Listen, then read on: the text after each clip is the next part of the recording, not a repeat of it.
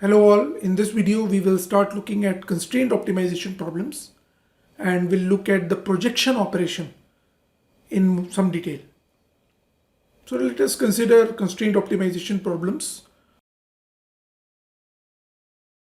of the form x star is equal to argmin of f of x over x in calligraphic x, where the set calligraphic x is in the relative interior of the domain of f and is closed convex.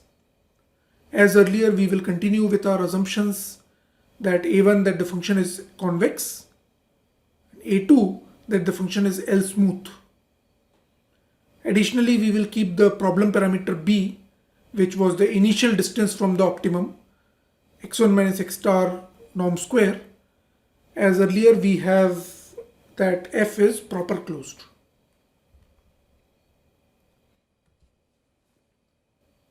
Let us have a look at the optimality condition for such problems. We have already seen the KKT conditions for general constraint problems, but we will also use another form of optimality conditions that is simpler to write in some cases. For this case, as you may know, grad of f star is not equal to 0. Instead, from the convexity of f, we have that f of x minus f of x star greater than equal to gradient of f of x star, comma, x minus x star, which holds for all x in calligraphic x. So if it holds that the right hand side gradient of f of x star, comma, x minus x star is always non-negative for all x in calligraphic x, it would imply that f of x would be greater than equal to f of x star for all x in calligraphic x. Or equivalently, x star would be the minimum of f over all x in calligraphic x. So this is exactly the optimality condition for constraint problems. That is, gradient of f of x star, x minus x star greater than equal to 0 for all x in calligraphic x. We can explain this optimality condition intuitively. The condition says that the angle between the gradient and the vector x minus x star is acute. To see this intuitively, let us consider the set calligraphic x, which is convex. Then there are two possibilities.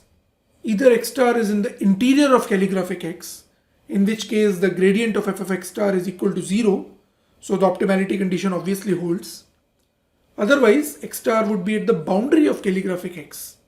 In that case, the unconstrained minimum is somewhere outside calligraphic x, so that the gradient of f of x star, which should be pointing inside, since the negative gradient, which is the direction of descent, should be pointing outside calligraphic x.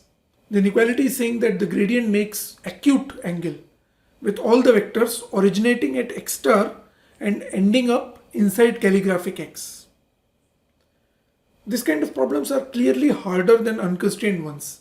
In fact, they are significantly harder and therefore will not consider the general case, but only in a special case where the calligraphic x is so simple that projection onto calligraphic x can be easily calculated. Recall that the projection operation was defined as argmin of u in calligraphic x, half of norm x minus u norm square, which gives us the nearest point in calligraphic x to the point x. Another way of writing the projection operation is argmin over u, half norm square of x minus u plus indicator function of calligraphic x, u. The projection operation is defined for a general norm, but for all our discussion, we will focus solely on the inner product spaces, where inner product of x with itself defines the norm square. Let us look at some properties of the projection operation. We can see that if the norm square is strictly convex, then the objective function is also strictly convex. And in that case, the minimizer will be unique. That is, projection of x onto calligraphic x will be unique. When we are in an inner product space, the norm square is defined using inner product and is always strictly convex.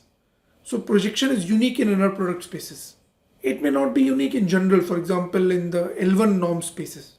The projection angle property says that it holds that x minus projection of x onto calligraphic x, inner product with u minus projection of x into calligraphic x, is less than equal to 0 for all u in calligraphic X.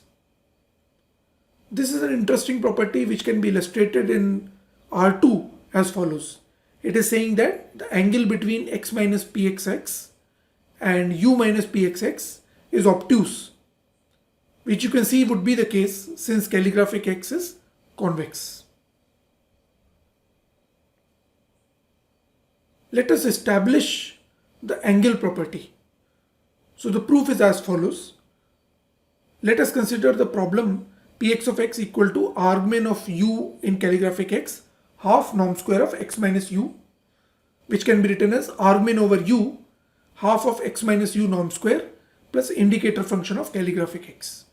Since we are in an inner product space, the gradient of the norm square can be calculated simply as gradient of half x minus u norm square is equal to u minus x. Then this allows us to write down the optimality condition for the projection problem as px of x minus x plus g is equal to 0, where g is the subgradient of the indicator function calculated at px of x. Recall that for closed convex calligraphic X, the indicator function is also closed and therefore subdifferentiable in the interior of calligraphic X. We do not need to calculate it right now, but just use its definition, which says that indicator function of calligraphic X at u minus indicator function of calligraphic X at px of x is greater than or equal to inner product of g with u minus px of x. For g, any subgradient of indicator function at px of x. Now, since u and px of x are both inside calligraphic X, the indicator functions both evaluate to 0. And therefore we are left with the terms on the right, which would be less than or equal to 0. So substituting g from the optimality condition of the projection problem, we get the required condition, which is that the angle between x minus px of x and u minus px of x is less than or equal to 0 for all u in calligraphic X. We will now see another important property that will be useful in the proofs, which is the firm non-expansiveness of the projection operation. It states that the inner product between x2 minus x1 and px of x2 minus px of x1 is greater than or equal to norm square of px of x2 minus px of x1. To see the proof of this property, we just need to write the angle property for x1 and x2 at u1 and u2 and then add them together.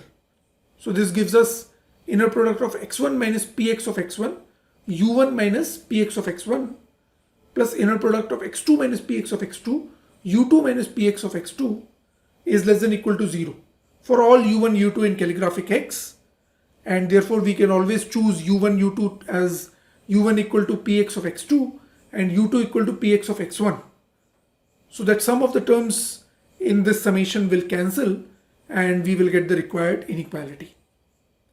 An implication of the firm non-expansiveness is the non-expansive property, which can be obtained by applying Cauchy-Schwarz on the term on the left.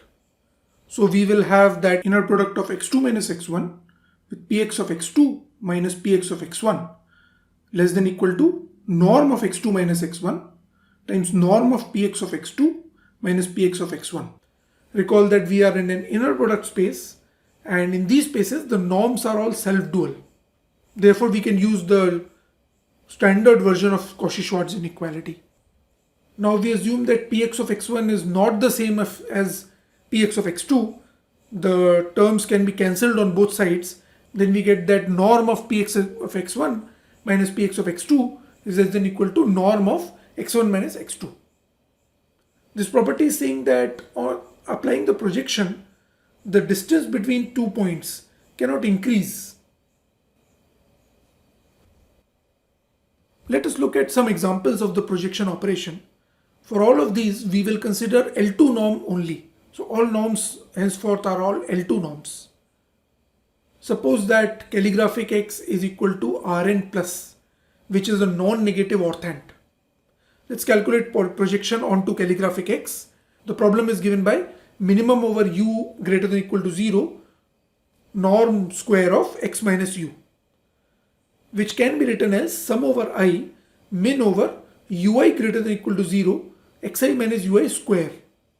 Here we can see that the solution to each of these minimization problems is given by the max of 0 comma xi, or equivalently the positive part of xi, and therefore the ith entry of px of x is the positive part of xi. So px of x is denoted by the positive part of x, where we have taken the positive part of all the entries of the vector x. Another simple example is the set calligraphic x is equal to box of L comma u, where L and u are some vectors in Rn such that the entries of u are greater than or equal to the entries of L. The box set, as you can imagine, is a set of all x such that each of the xi's are between Li and ui. The projection onto the box can similarly be calculated, and its ith entry is given by px of xi equal to min of max of xi comma li and ui.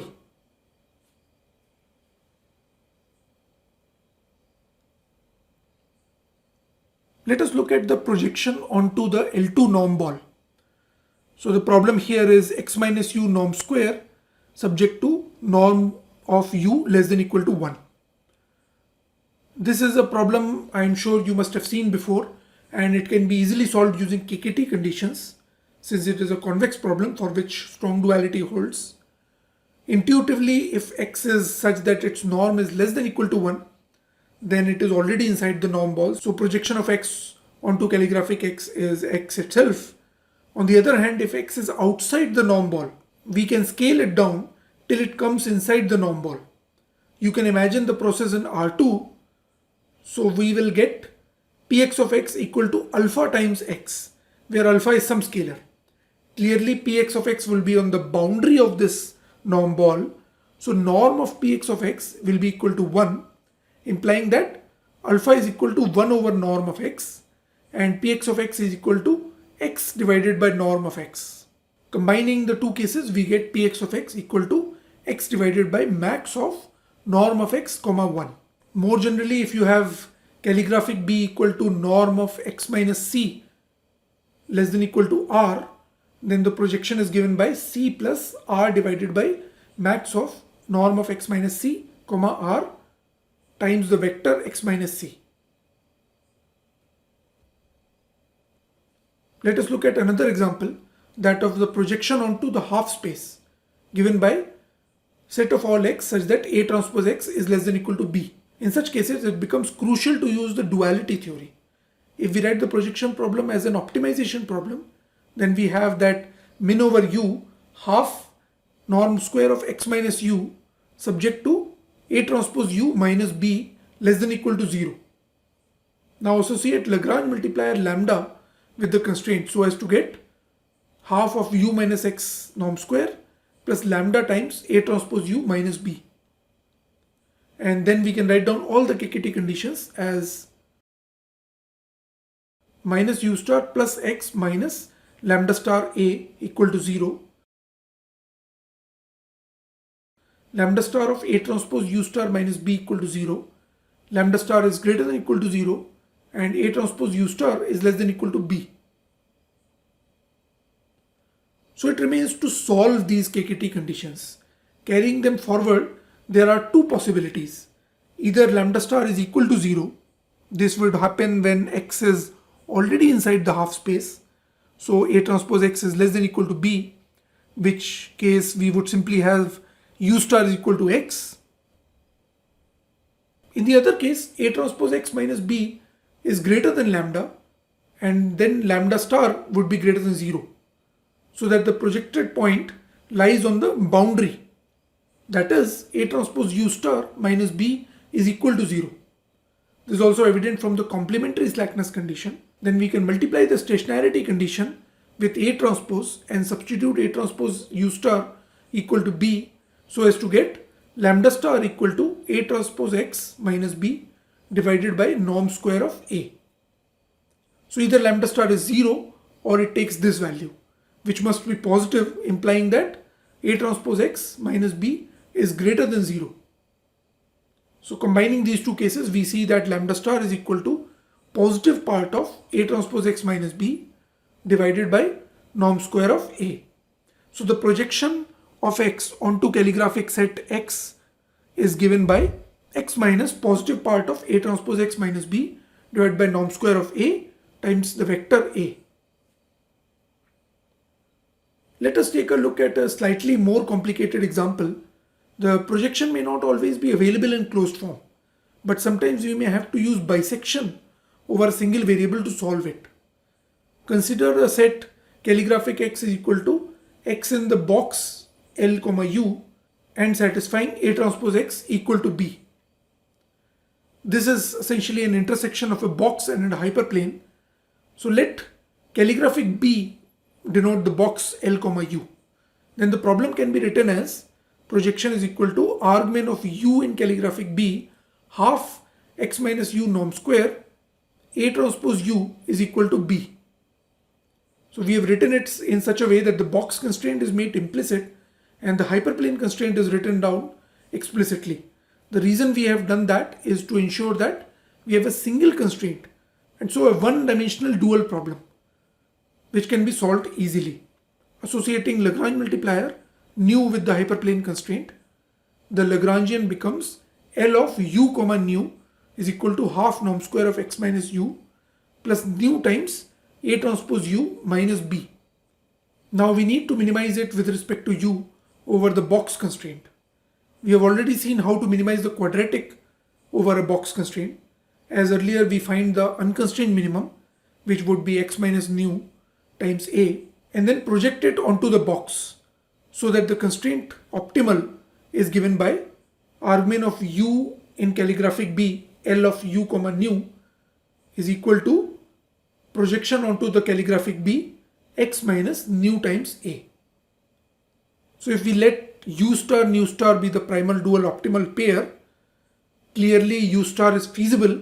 So that means that it satisfies the affine equality constraint, which specifies that A transpose projection onto calligraphic B X minus nu star A equal to small b. This equation can be solved with respect to nu star using bisection. Once we have solved this equation, the projection is simply given by U star, which is the projection of X minus nu star A onto the box calligraphic B. So that's all, folks. Having familiarized ourselves with the projection operator, we are now ready to look at the projected gradient descent method, which we will do in the next video.